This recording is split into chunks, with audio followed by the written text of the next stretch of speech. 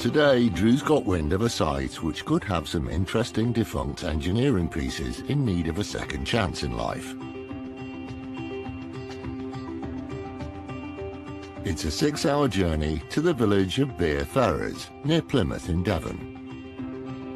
Right, T, we're down in Devon, and we're going to the Tamar Railway. Going to meet a guy called Chris. He bought the railway station. As you do. And he's been down here and rebuilding this place for 30 years. If you're into trains, I suppose that's the ultimate, isn't it? Lying between the rivers Tamar and Tavy, Beer Ferrers has had its own railway station since 1890, when it was on the main Plymouth to London line. Great Western trains still stop here 9 times daily. And right next door, together with fellow rail enthusiasts, Chris Grove has been rescuing everything he can from a bygone era.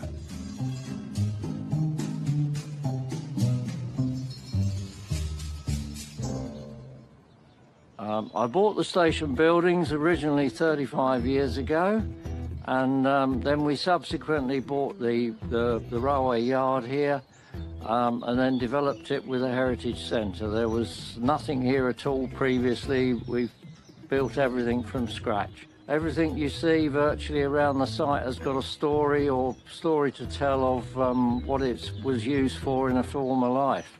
We are a not-for-profit organisation, so all the money goes back into the project, and obviously we've got surplus materials here which we're looking to raise funds on. Oh. Hello. Hi there. How you doing? Hi, Drew. Chris? Pleased to meet you. How are you? Hi, T. All right. Good to see you. Right, well, welcome to the Tamar Bell. We've got a bed and breakfast. We do evening meals. Can we have a look at one of the B&Bs in here, please? Come and have a look at the overnight hospitality suite. So there we are, double bed. You have a bathroom en suite. I like the little lamps above. Are they proper train ones? Yes, they are. Any more of those? No. Oh. My first impression of the railway here, I just love it. It literally is just so cute.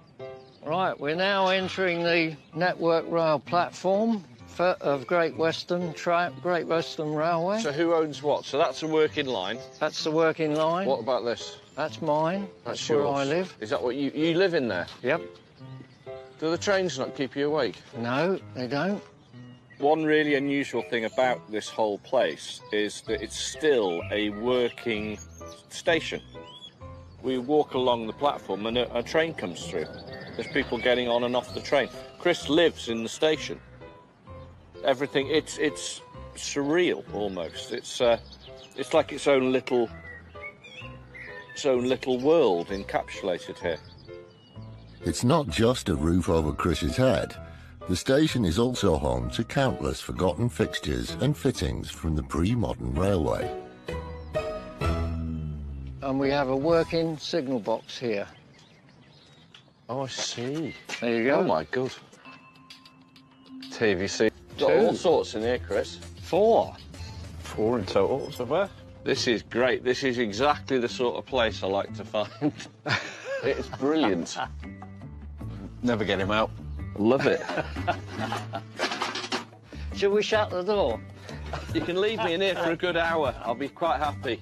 Chris has collected sort of train memorabilia and antiques and whatever over the years and shoved them in all the little outbuildings and toilets and waiting rooms and this, that and the other. I should imagine, Chris, that's not for sale. Probably not. It's very, very old. I've never ever seen one like that myself anywhere else. That's why I pulled it out. I've never seen one. Yeah, that's got a loads of age to it, hasn't it? Yeah, I'd have Look to... at his face, he doesn't want to sell it. I'd have to think about that, seriously. Do you want to think about a price for that? Well, I reckon at auction you'd get 300 to 400 quid for it. I think a bit more than that. What do you think? You're more experienced than me with that. I don't know, I'd think 600, 700. Yeah, I can't get there for that. I think that's all the money I could get for it. Because one of my clients is just going to buy it because it's a cool thing. It won't be from a train collector. Stick it back in the shed. We're too far apart on that one, I think. Right. You keep that one. Just throw that massively heavy cast iron thing back in the shed, would you? It's sort of shouting at me, that one, going, buy me, buy me, buy me. It's a bit special, it's a bit different, you know? I don't think we're going to be able to do a deal on it, to be honest with you. But we'll pick away and see what happens. Are these a goer or not? And do you know which line they came off or where these came from? No, I've no idea.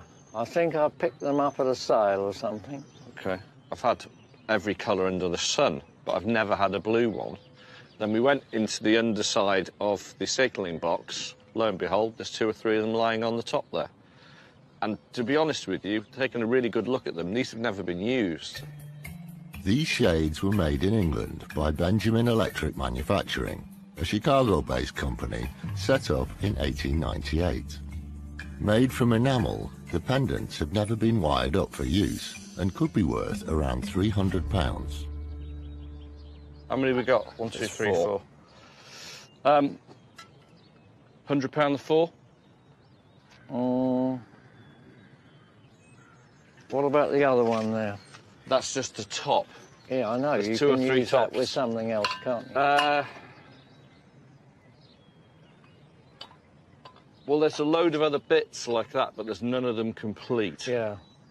If I give you 140 and I get all the parts. 150. And I get the parts. Yep, 150 including all the parts. Wonderful, thank you very much. There you go, nice and easy. All you got to do is get them separated now. I'll do that after. Oh my God, look at that. There's some old trunks and wicker baskets and all sorts in there. There is all sorts. You don't throw much away, do you, Chris? No. No. Man after my own heart. What's that? That's the ventilator off a carriage roof. What can we do with that? Ventilate carriages. If you ask a stupid question. Oh, I've seen better days. You and me both. Yeah, never mind. Is there anywhere else to look? Yeah? Yeah, lead on. Yeah. Show us. Chris has spent 30 years squirreling stuff away here, and Drew's in his element. Come and have a look in the Ivy House. She's The been Ivy there a House. long time. What was this?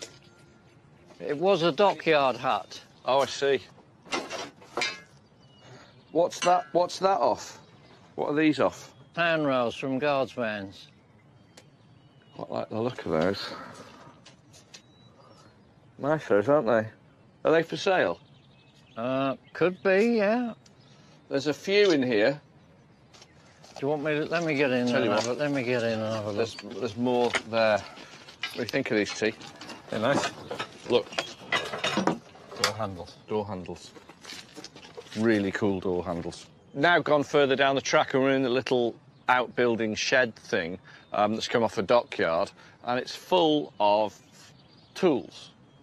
The other thing I see is a load of handles. So these are for sliding or pulling the really big heavy doors on the trains. But now I look at them and instantly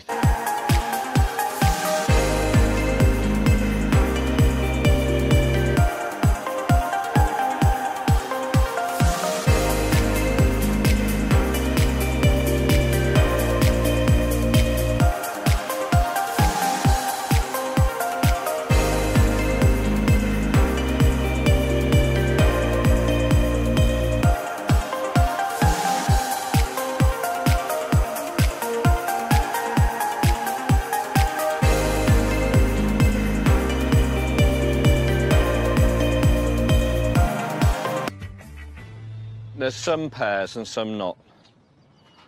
There's a few, so there's 20 of them. Yeah? What would you like for them? And there's 20 there? 20, yeah. Do you want to check? 21. 21. Can we make it straightforward? I know what I want to pay for them. Go on then. Across the board, tenner a piece.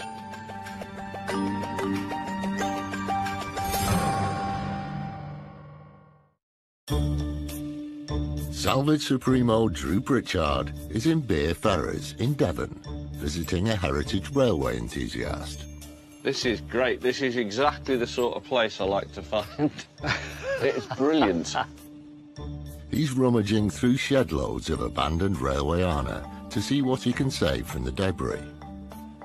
Yeah, I'd have Look to... at his face, he doesn't want to sell it. And he's trying to strike a deal on a set of original hand pulls that would have been used to open train doors at the turn of the 20th century. Can we make it straightforward? I know what I want to pay for them. Go on then. Across the board, tenner a piece. 21, I'm really looking for about 250.